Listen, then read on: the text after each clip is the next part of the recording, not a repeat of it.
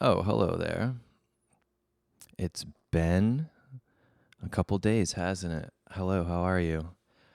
I hope that you've been marvelously delightful. And welcome to a special Tuesday edition of Titanic Talks. It is July 13th. Is it the 13th?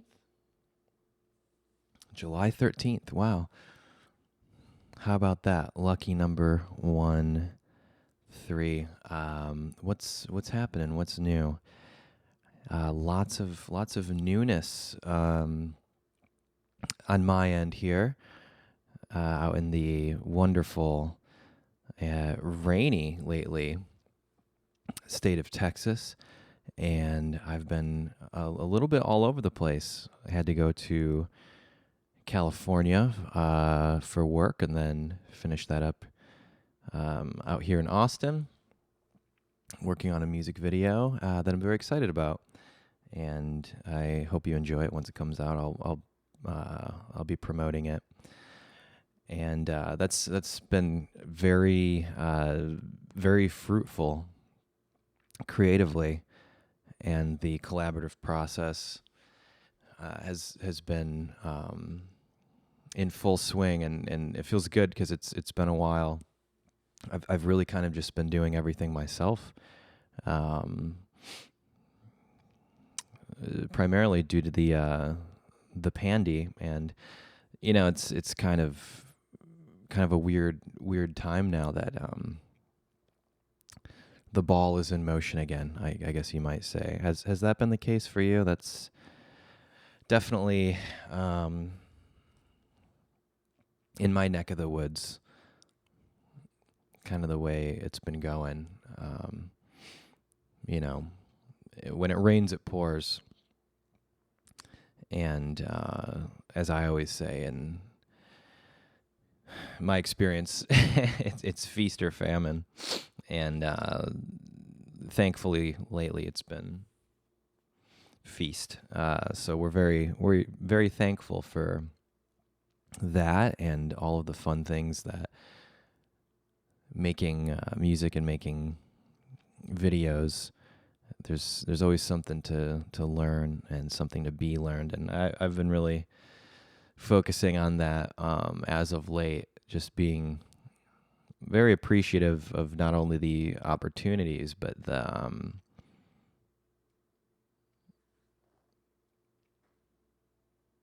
the creative kind of exploration and the different avenues and ways that the imagination can blossom.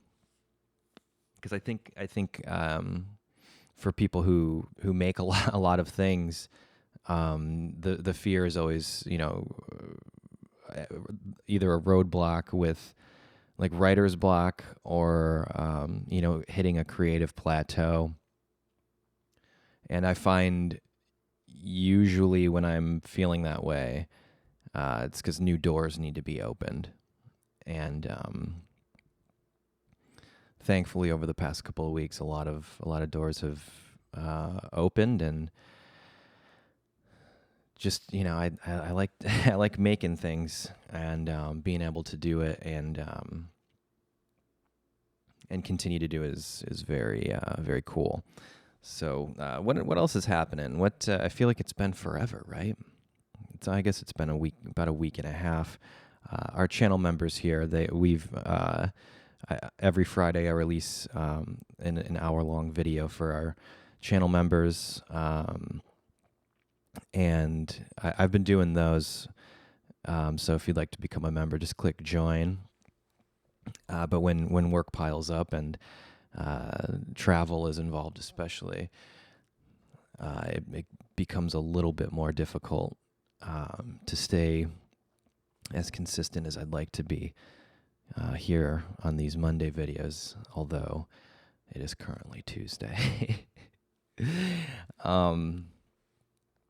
But it was kind of, I've taken the time to I guess you would say work hard, play hard. And by playing hard, for me, that is typically just watching movies and and um, and taking a lot of notes.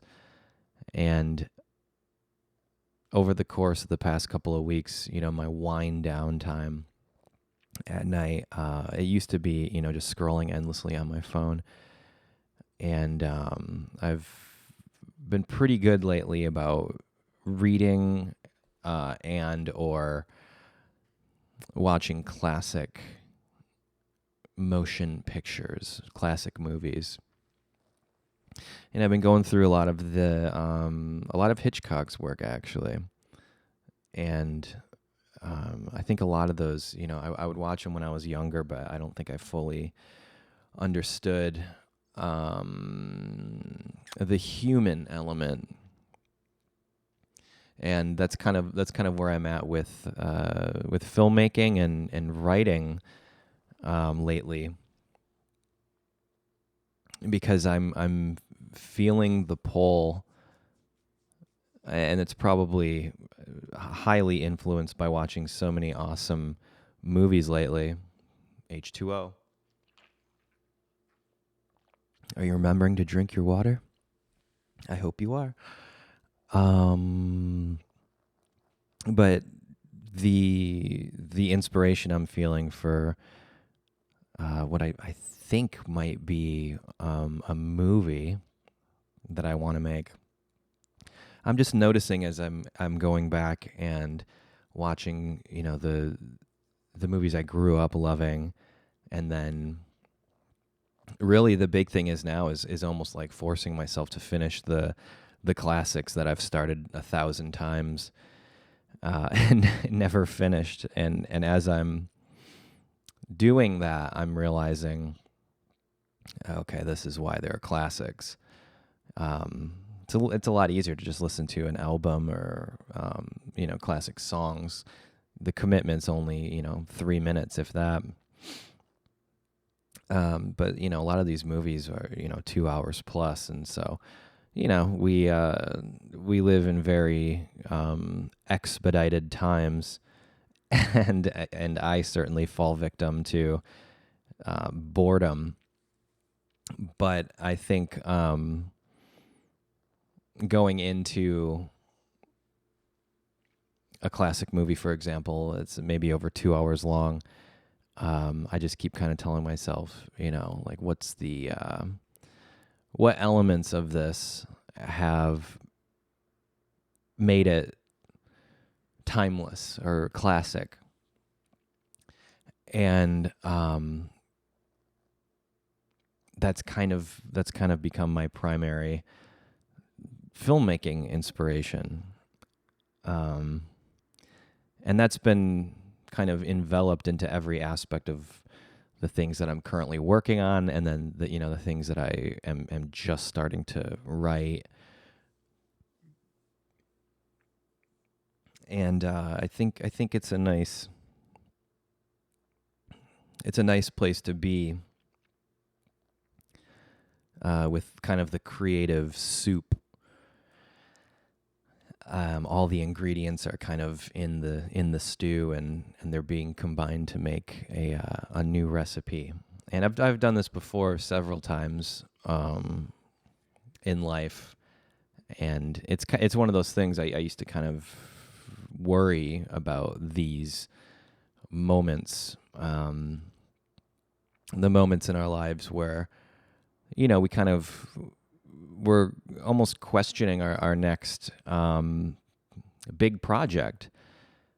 And I suppose the last time I really felt this way, where it's almost like the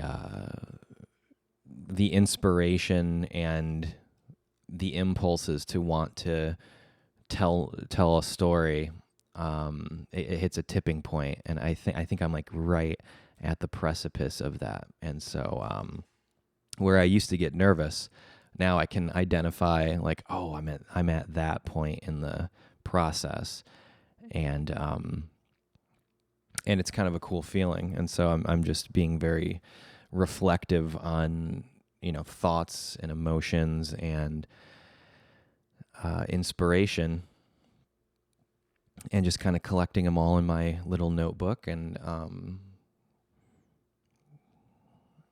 I'm thinking that's probably going to turn into a script. And it's weird because I used to kind of subscribe to the whole idea of doing it the traditional kind of Hollywood way. I've been through that enough, and the pros and cons involved in that. And I kind of just want to make my movie, just do it myself, because it's over this past year, that's kind of how I've been doing it. And that's kind of where I'm at right now. I think being involved in so many projects at once, it's definitely catapulted me back into the like, hey, remember when you were a kid and you wanted to do this? Because that whole going through the craziness and chaos of the system. We live in a society, but it's true. There is a machine, and I spent a very, very long time figuring that machine out, and playing the game and all that jazz. And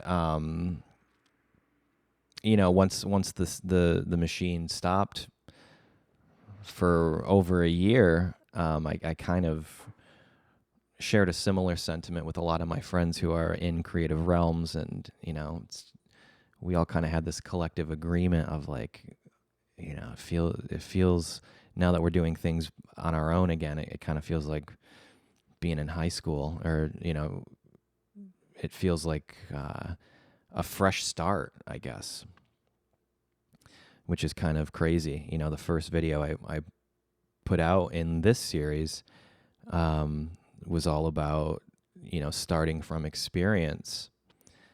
And, it's funny doing these, it's kind of just like thinking out loud, but I'm realizing that by saying the thoughts out loud, a lot of the kind of stories I tell, and maybe pointers that I at least try to share here, it's a nice reminder to myself of like, hey, there's still a long way to go, but the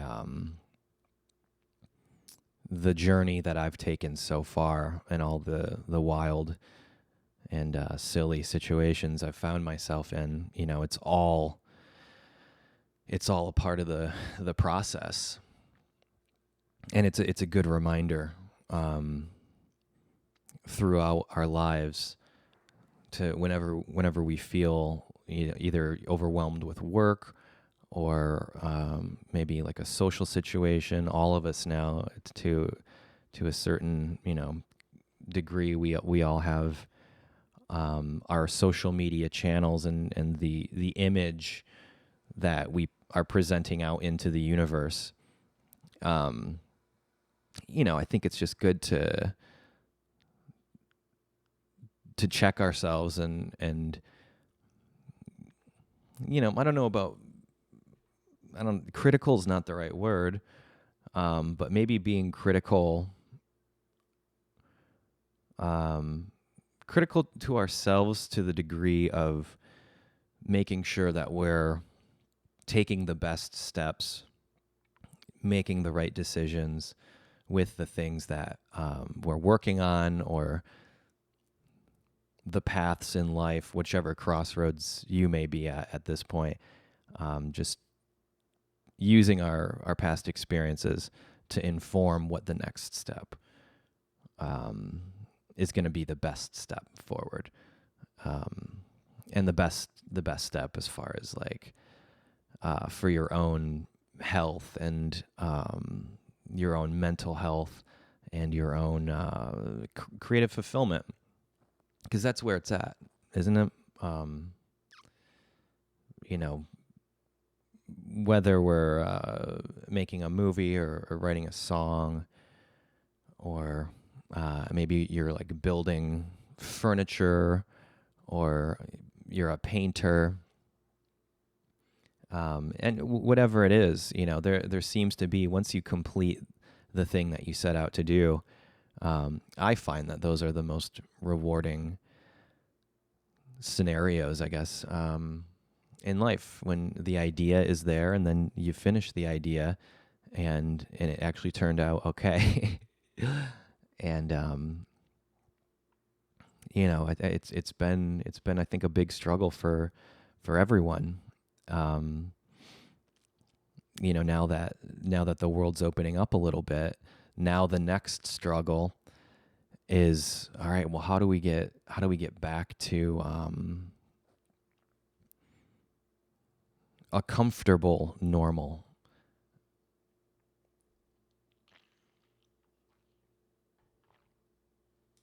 And what's the best way of keeping ourselves on a good, positive track? And on my end, it's been actually pretty smooth sailing. But it just like anyone, there's always those doubts. What if it doesn't turn out, or what if this, what if this thing it doesn't work out, or it falls apart, or whatever. But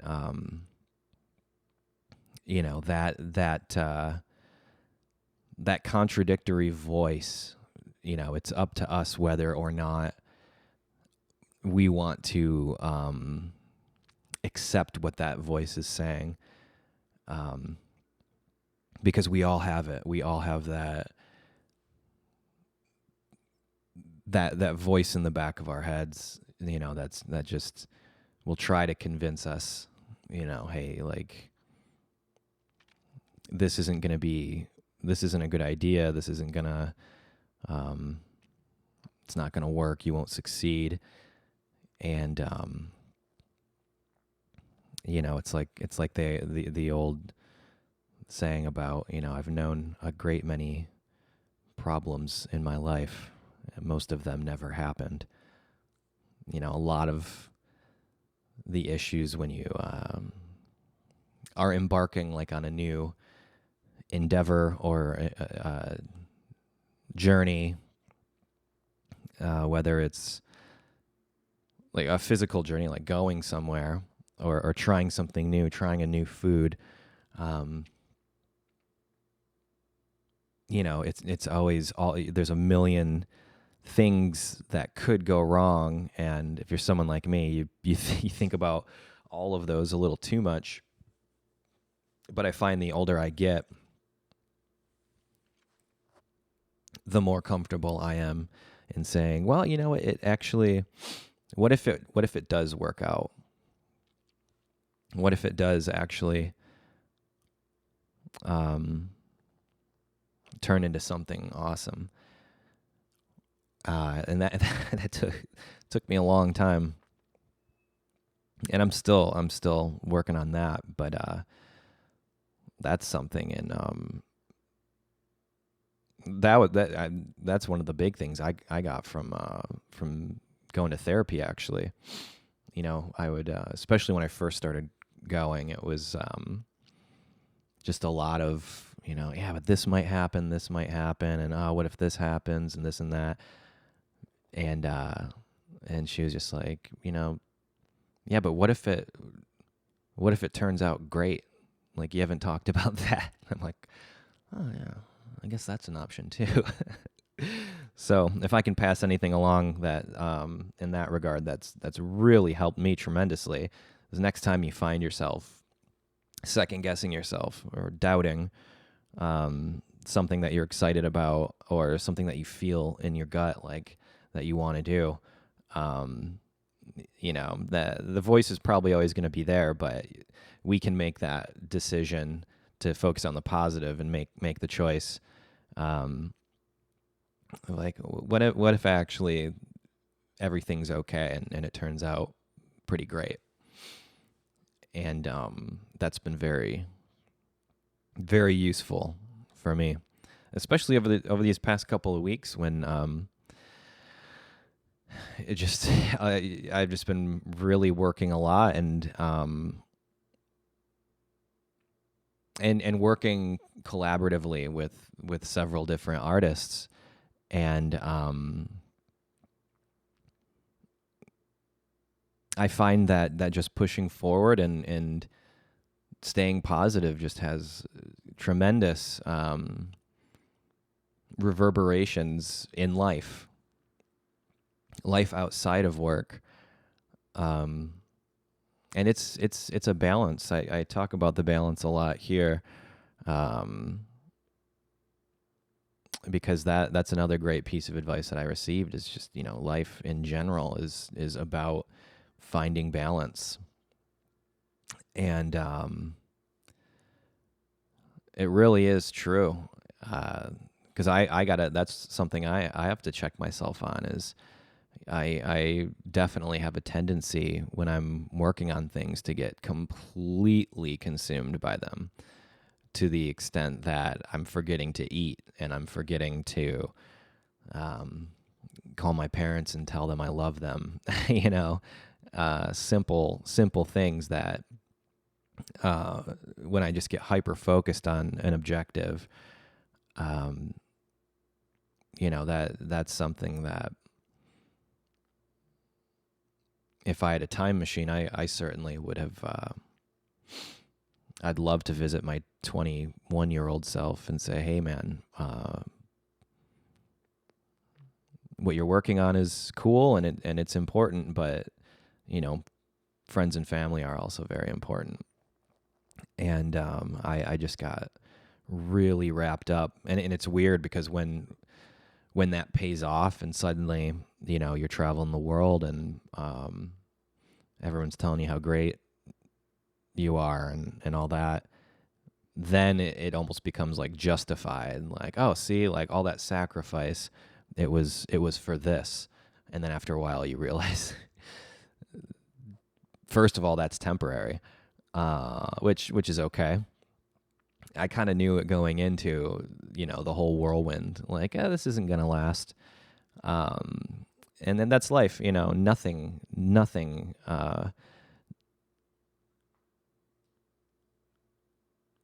life is a journey, and the good times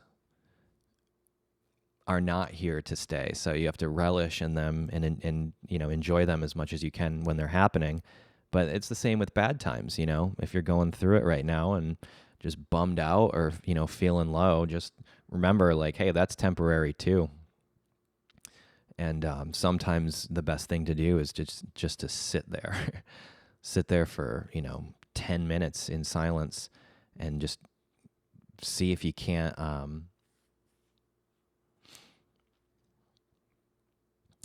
just sit there, because that's been very helpful for me as well, just to sit with the emotion and the thought and the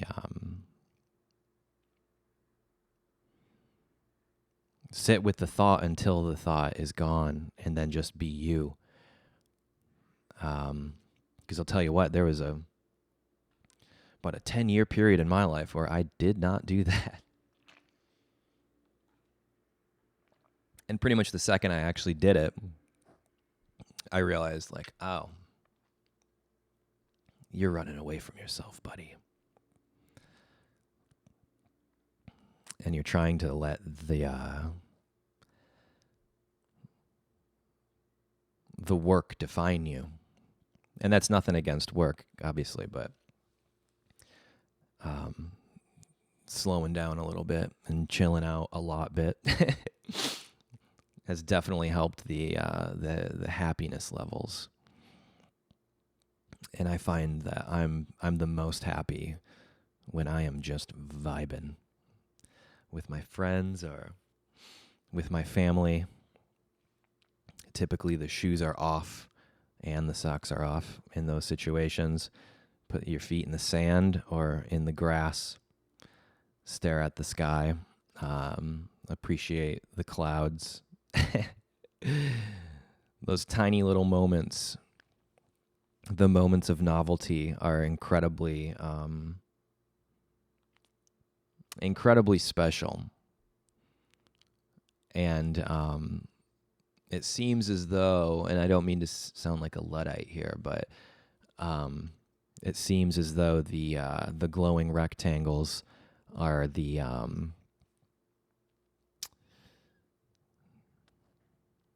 antithesis of novel moments. Not only that, they are not the optimal way for human interaction and communication. But you know, I get it, and hey, you're watching a video on the internet right now, and I spend a lot of time doing the same. But the point I'm kind of getting at is, and this is just one person's opinion, take it with a grain of salt, but I'm finding, you know, every Sunday when I get my weekly usage report and it's consistently dropping. I was down another 20% this week from screen time on my phone. And I enjoyed getting that alert, because that just means I must be upping my human interaction a little bit more. But I do have to say that I'm excited to see in the last week now that here in the United States of America, we are now able, apparently, to travel to Europe. So I'm already kind of planning my next trip. I'm probably going to be doing London and Paris. So to all my friends out there, I'm very excited to see you. And I cannot stop thinking about the kebab that I'm going to eat in London. And the many restaurants in Paris that I've been missing dearly. There's a spot in Paris that is wonderful. It's an Israeli restaurant, but it's in Paris, and it is called Balagon. And if you are in the area, or if you ever find yourself in Paris, I highly recommend it. And if you can, get a seat at the chef's table, because that is one of my favorite eating experiences ever. I was there a few years back. This would have been for Fashion Week in Paris, and usually kind of my move in, you know, it's a lot, you do a lot of press and you do a lot of meetings. And in this case, I was doing like a screen test, which was interesting, because I typically am not the one on camera. But in this case, the agency wanted to see, I guess, what I looked like on camera, and it was cool. It went well.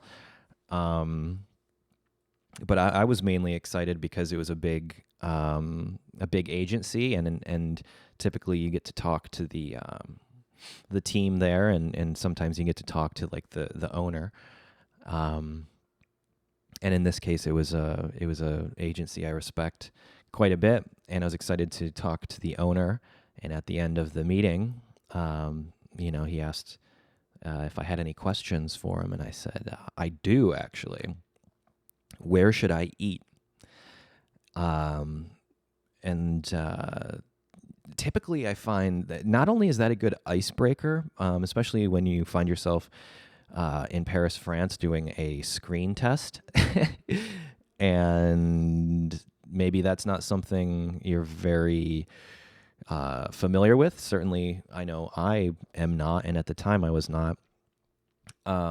But I find people, really the glue that binds all of humanity is food. And and people tend to be very excited. I'm sure maybe you've had someone from out of town or maybe from another country come visit you. Um, and if especially if they're from overseas and they ask, hey, where should I eat? I'm gonna hook it up and show them, hey, all right, here's the spots you got to go to. And in this case, this gentleman was very kind and sweet enough to recommend Balagon to me. And it's kind of one of those places. It's like you gotta, or you should have a reservation, well in advance. I just found out about it. I was only in town for another like 2 or 3 days, and he was kind enough. He knew the owners and got me a spot at the chef's table, which was absolutely incredible. And yeah, I would recommend if you're interested in food and dining experiences. I'm sure there's videos of this place on YouTube that you can check out because it's worth seeing. It was just like the whole night was just a celebration, and I miss those moments. It's been nice being able to see friends and travel a little bit and see my family, and usually the celebratory aspect of a dinner, now that we can be together again. I mean, those are probably my favorite moments in life. It's funny. I was just talking to a friend about this the other day. Just how we can get so wrapped up in our with our careers and our own egos and all that craziness. And I was thinking about like, wow, like just reminiscing on going to Sundance and how terrified I was the whole time, and really didn't get to enjoy it at all, which was my own fault. I mean, everyone was very, very awesome, and it was weird. It was kind of one of those things that as a kid, I just dreamed about, and suddenly you're there. And I hope this doesn't come across as arrogant, because that is not my intention. But in my experience, it was suddenly I was there and going through all the press stuff, and people just want to talk about the thing that you made, and which is the reason you're there. And the whole time I was just having crazy panic attacks. And I mean, similar thing with the Grammys. It's like as a kid, just thinking like, oh my God, just like, can you imagine like even a nomination for a Grammy? That must be crazy. And then it happens, and it's like, oh, that's cool. But it didn't. It doesn't bring you the type of happiness that you think it will. And reminiscing, I'm thinking like, oh, when I was really happy is when I was at Balagon in Paris, just partying with people from all around the world. At this seemingly random Israeli restaurant, and just the music and everyone was singing and sitting at the chef's table. So cool, because the chefs are kind of like preparing all the meals, and they'll just slide you a cut, like the best cut, and just like handing it right onto your plate, and they kind of give you the wink, and it's just like, oh man, like this is just so great. And for all the cool things that I've been really lucky enough and blessed to have experienced so far, it really is those moments, the chef at a restaurant in Paris, giving you the best bite on the house, and just good drinks, good people, good energy. And that's why I'd like to become a chef. Maybe at some point. But until then, I suppose I'll stick to making music and making movies. Fun times. I hope everyone watching this at some point will be able to visit that wonderful restaurant. And at a certain point, I really think, the thing is like the amount of times I've talked to well-known people. Everyone wants to do a travel food show. Like everyone wants to do it, and it's like no one's gonna ever beat Bourdain. There's some good ones, but I mean Bourdain just nailed it. His perspective was so good, and he also had the reference point from well, being a chef, a real one. But the amount of times I've talked to people and like, oh yeah, I'm kind of thinking about putting together this pilot. It's kind of like a no reservations meets. It's always that. It's kind of like Anthony Bourdain meets whatever. And it's with my best friend. I've heard that a million times. We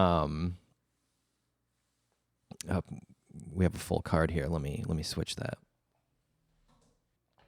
Okay. Anyway. But if you want to know what being a television producer is like, it's hearing that 50 times a day. Yeah, I've got this show idea. It's like a travel food show, and the co-host is my best friend. They're so funny. Literally, I've heard that like 60 times, and every time it's just like, oh yeah, that's a very unique and interesting idea. But also that would be my dream job. But what I what I think ooh, there it is. Well, I think what I want to do is just kind of start documenting those experiences, especially as I have kind of like international travel is a thing that we can do again. Just bringing a camera along and showing some of the things that maybe people don't know about, or if they do, they can share the joy of revisiting, even if digitally, a cool place. Because I'll find myself doing that quite a bit. That's something definitely like in the peak of the peak pandy, when we were all just sitting at home and we had run out of things to watch on Netflix and all the streaming services. And what I would do is, this is kind of sad actually thinking back, but I would put my virtual reality headset on and open up Google Street View. And I would just go to the neighborhoods in Tokyo, in Paris and London, the neighborhood that I grew up in, and I would go for a walk in virtual reality. It was a heck of a year. I mean, I gotta say, looking back on it now, it's just like, oh wow, that's what we were doing. And I wish I had some sort of. It'd be funny to see footage of ourselves, staying in our pajamas for like 4 days straight, sitting on the couch, just hair everywhere and virtual reality headset, emotionally clicking around and, exploring in VR. Hopefully that's the only time in our lives that we'll have to deal with that. So fingers crossed there. But yeah, I don't know. It's exciting. Just the thought of being able to travel again and see my friends who are across the pond is really cool. Because the whole doing Zooms and FaceTimes, like that's one thing, but being in the same place, there's just nothing quite like it. And yeah, it's human beings need we crave that physical, the embrace of a hug, or the dance of a great conversation. And when you're in the same room, it's a different thing. And I think certainly that I was getting a little bit too comfortable, just being kind of in lockdown. And even after the fact, when things kind of started to open up, we opened up relatively early here. It still was like there's an acclimation period. It's almost like maybe this is just me, but I feel like I'm still getting used to the water. Um, and I've talked about it a little bit in these videos, but I think that those reverberations of just how bizarre that experience has been. It's just a strange. It's kind of a strange feeling to just be back, back at it, back to work. And on this video, this music video I recently shot, it was really something else being on set again, being in a soundstage, and everyone there was just so excited. And we're all sharing stories, and oh, did you see this movie, or did you see, oh, you got to eat here, and it was a level of excitement that I think I really needed. And still, we had the 4th of July here in the States a couple weeks ago, 2 weeks ago, I guess.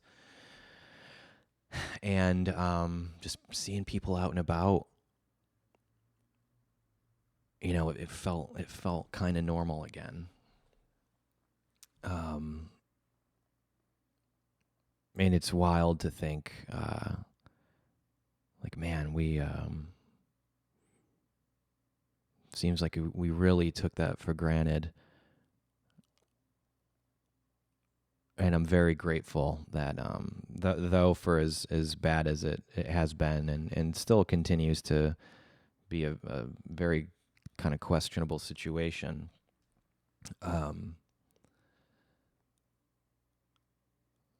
I do feel very, very grateful to be on the other side of it. Because it got spooky there for a couple minutes, huh? And here we are, July of 2021. 2021 is already, we're halfway there. In about 2 months, we're going to start seeing, we'll be seeing Halloween decorations. How wild is that?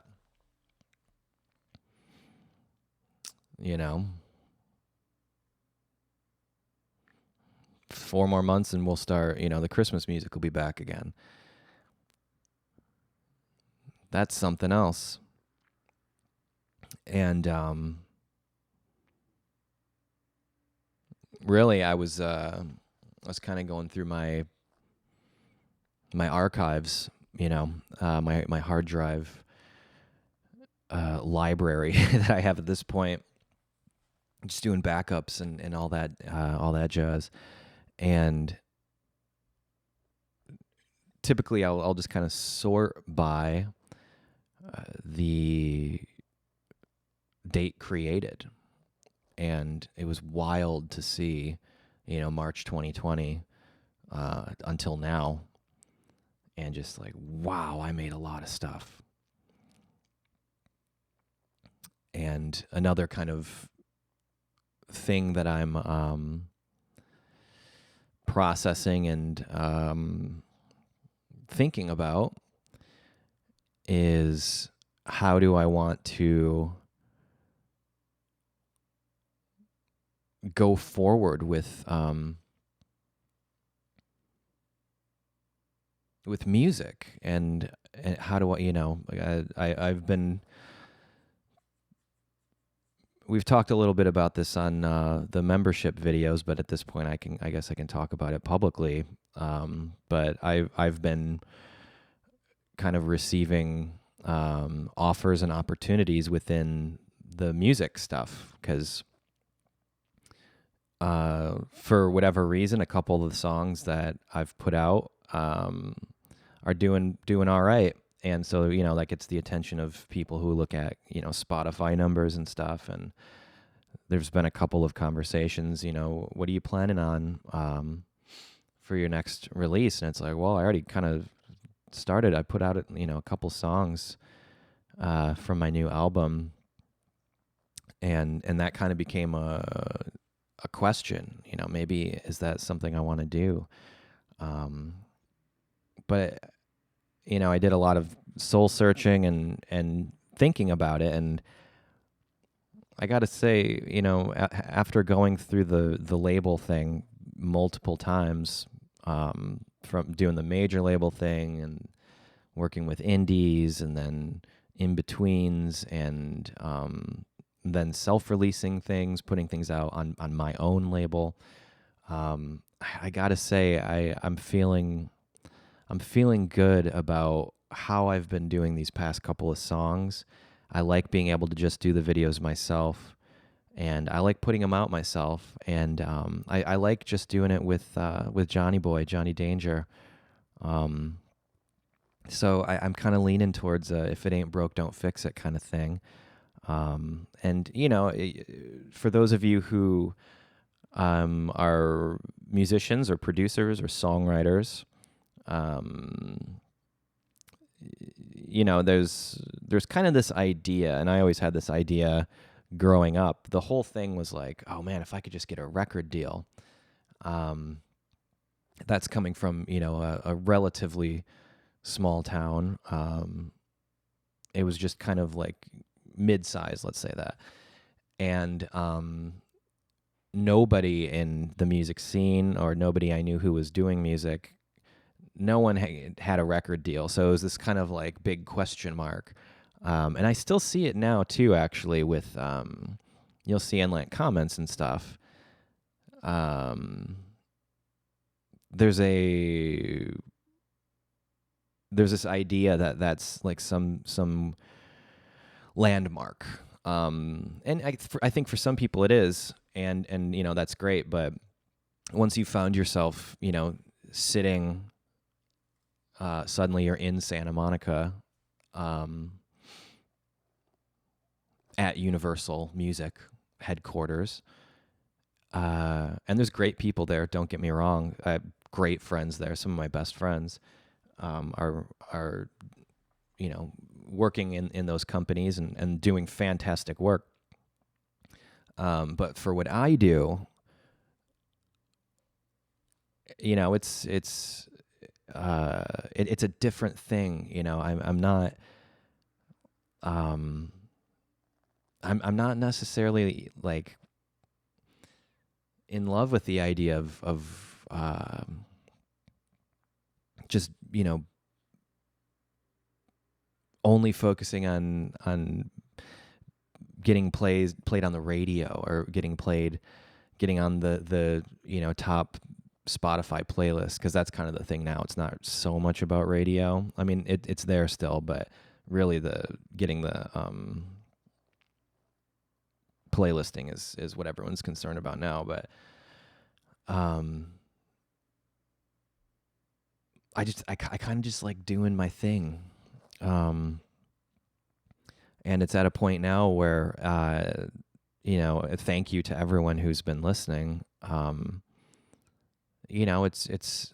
got a catalog, and a lot of songs that I've written with other people, written for other people. And it's kind of amazing, actually, because years later, you almost forget about some of the things that you've worked on. And it's cool to see that, sometimes an old song gets new life, it gets discovered, or, blows up on TikTok or whatever. And the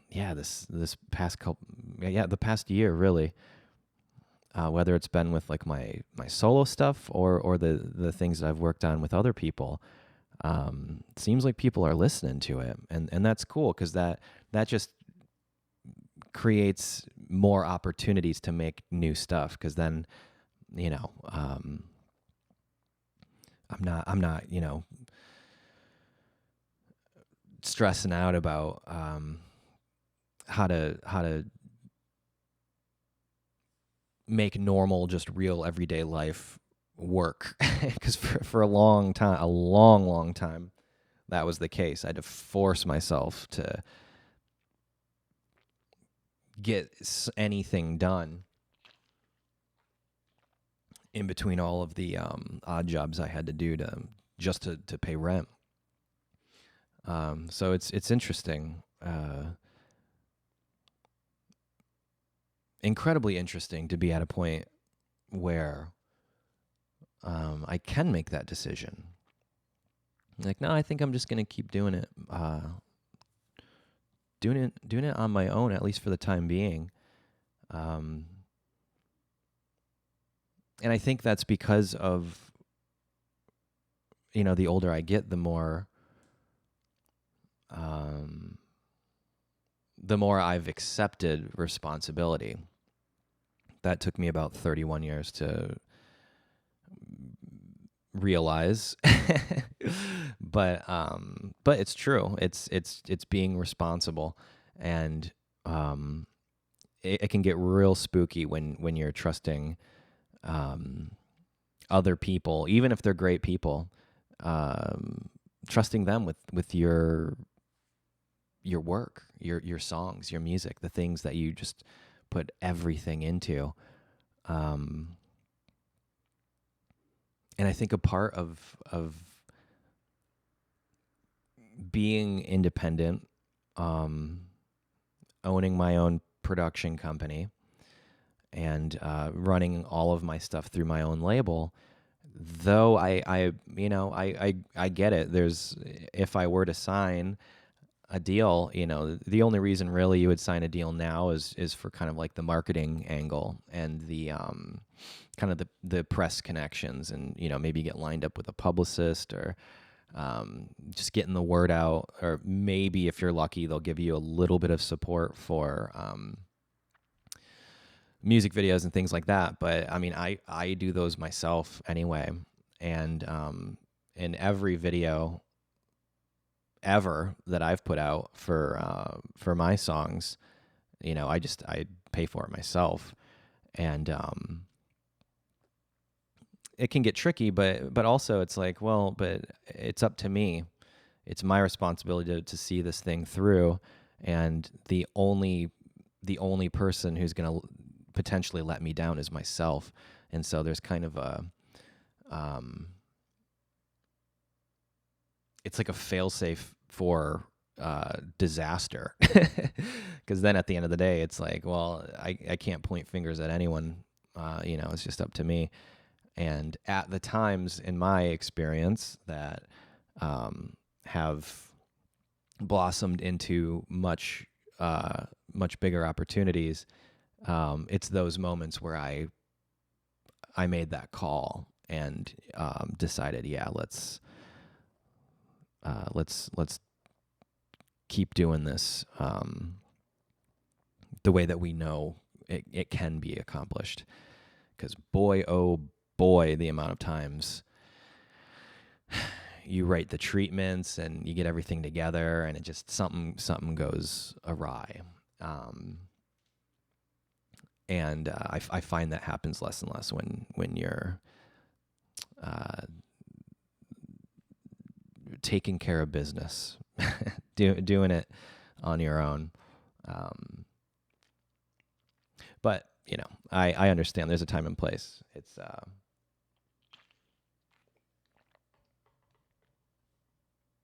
I mean, just look at the unbelievable success Olivia Rodrigo has had very recently. I mean, that's the team effort in those situations. It's always the same thing happened with Billie Eilish, where it was just like seemingly overnight. The joke's always, overnight sensation, 10 years in the making. And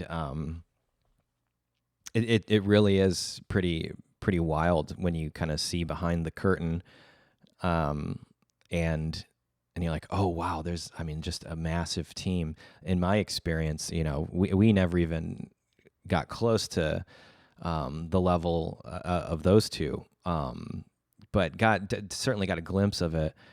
And I mean, we had so many people working very, very hard, and that's something.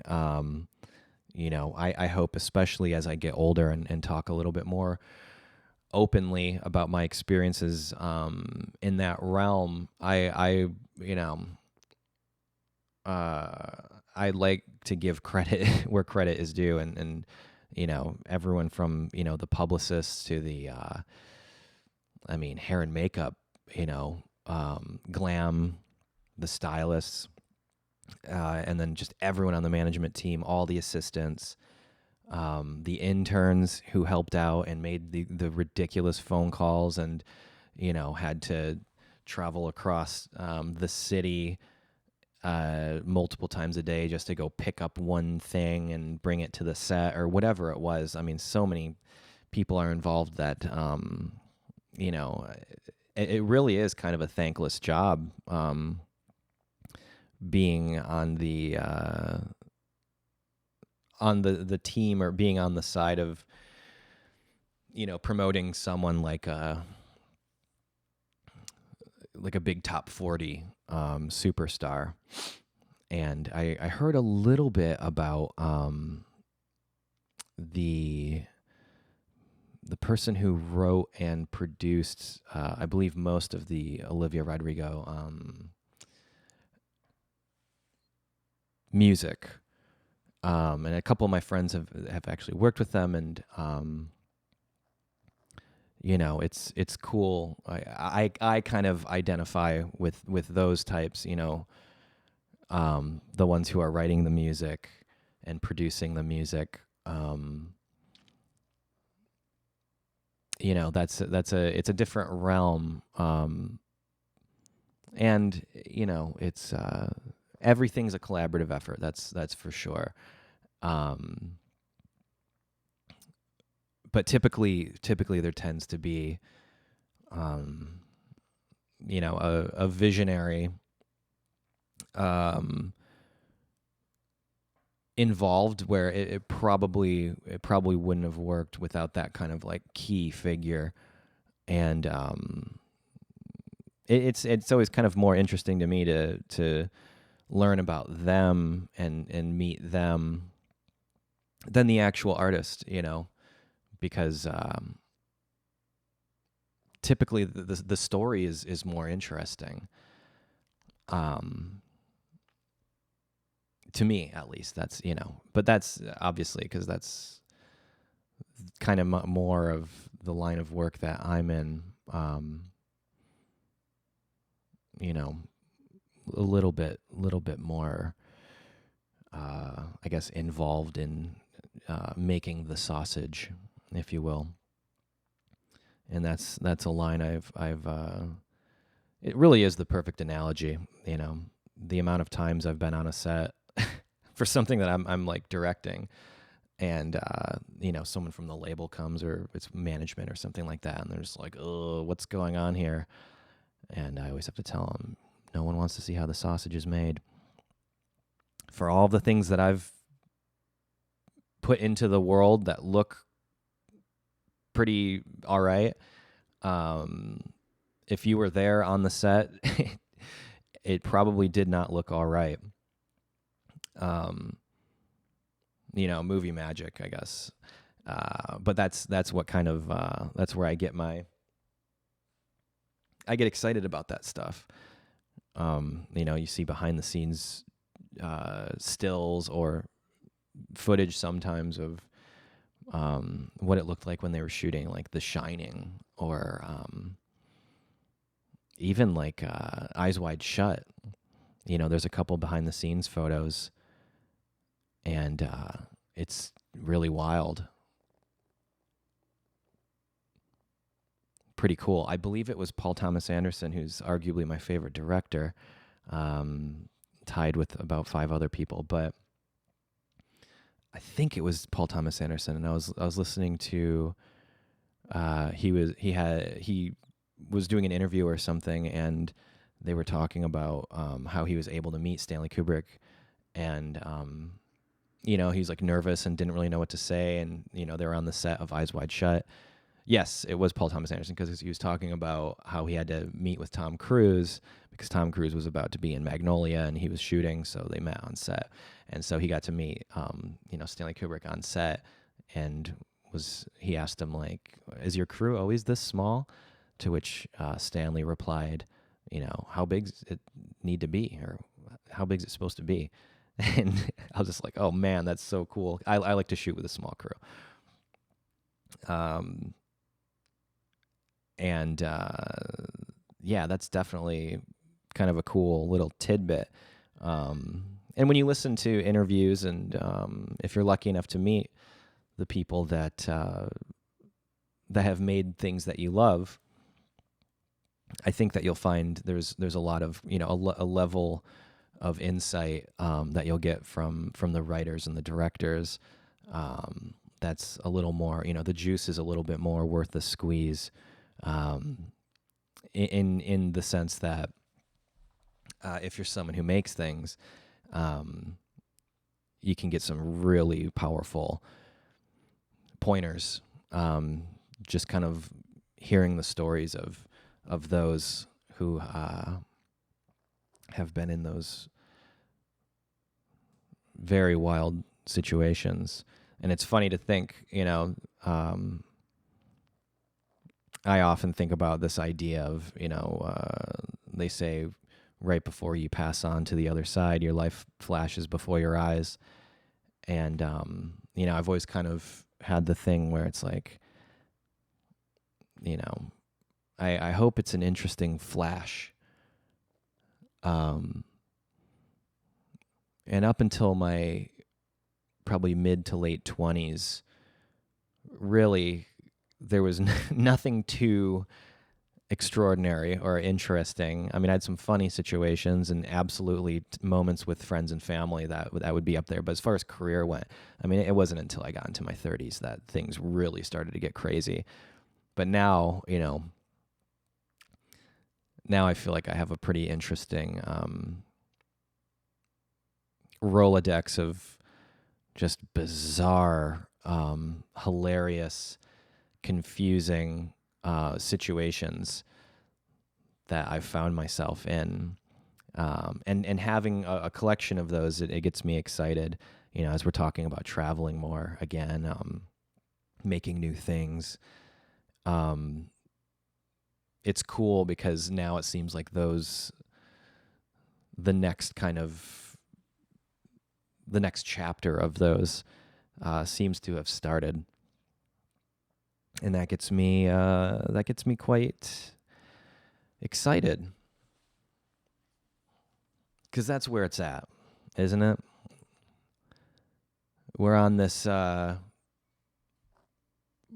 very strange water-covered planet in the middle of the universe, rotating around a giant fireball for some reason, and everything that we know and experience is here. It's like in Carl Sagan's Pale Blue Dot, he talks about this idea, this like observer idea, how everything that's ever happened in human history up until the point of space exploration, everything has just happened on this pale blue dot.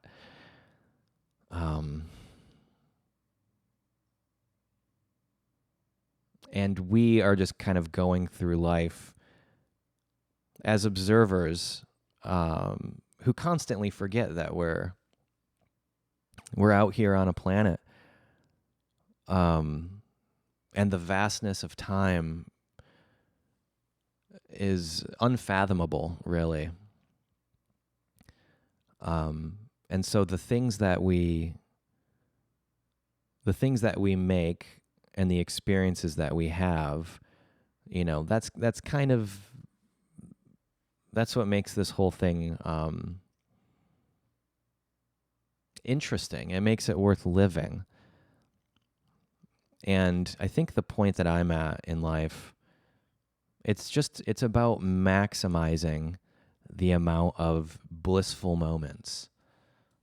I find a lot of those happen creating. Certainly they happen when you're creating with your friends. And, when you get on that parallel, when you're just riding that same wavelength and it's just working, that's really special. That's something I've been feeling lately.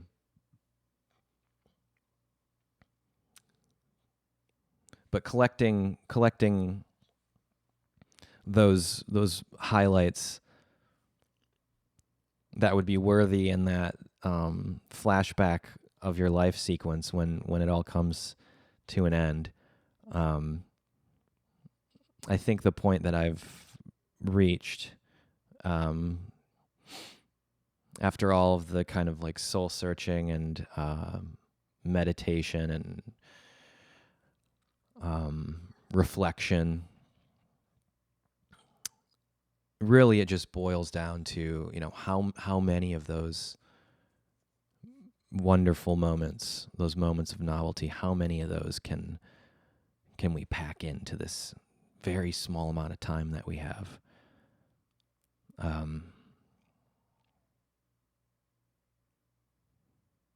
And when I was younger, I wasn't thinking like that. I was just so very immature for a very long time.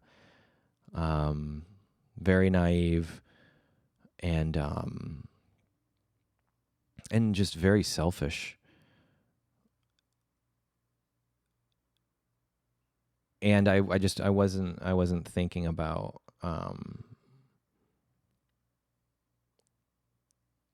I wasn't thinking about how precious life is.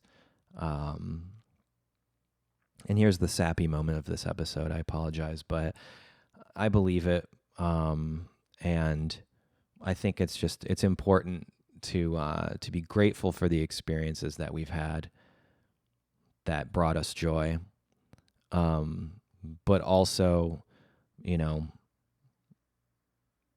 to do the best that we can to kind of pave the way for as many of those moments going forward. And I find typically that's up to us and up to our perception, our understanding of our place in the world, and how we reflect on our experience on this wild ride of life so far, and constantly making adjustments so that you're somebody that the people that you love and admire and want to spend time with, and so they want to spend time with you too.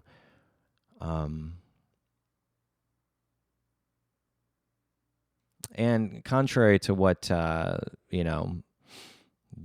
tabloids and blogs have even said about me, I've actually had a pretty good run so far.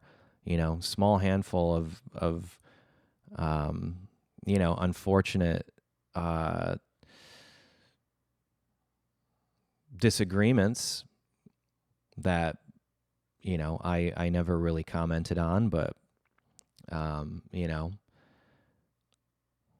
they say history is written by the victors. I finally understand that one. But I feel very lucky. And I think it's good to say that. And I think my advice for anyone who's made it this far, and thank you for that, by the way, I appreciate it. Maybe take a moment today, and even if you just sit there and think for a second, like, what are my moments, and then when you identify those moments, well, what was it about those moments? What, really like unpack it. Why did this make me feel so good? What led up to this happening, this moment? And how can I facilitate more of those feelings of joy and happiness and love?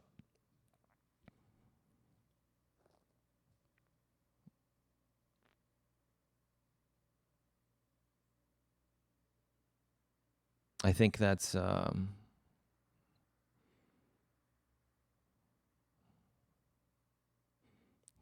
good practice.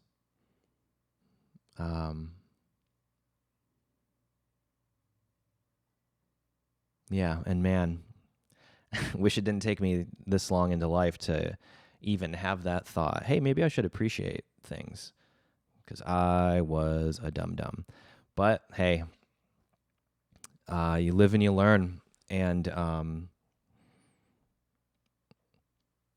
for as crazy as life has been so far, got to tell you, thankful for all of it, as crazy as that sounds, because it's all an opportunity to learn.